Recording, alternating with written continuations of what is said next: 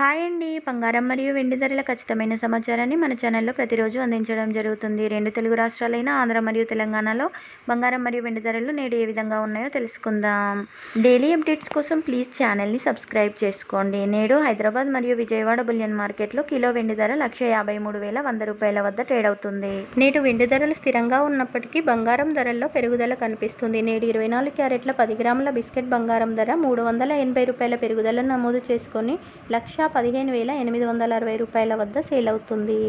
అంటే గ్రామ్ బంగారం ధర 11,586 రూపాయల వద్ద ఉంది. 22 క్యారెట్ల 10 గ్రాముల ఆభరణాల బంగారం ధర నేడు 360 రూపాయల పెరుగుదలను నమోదు చేసుకొని 1,06,210 రూపాయల వద్ద ఉంది.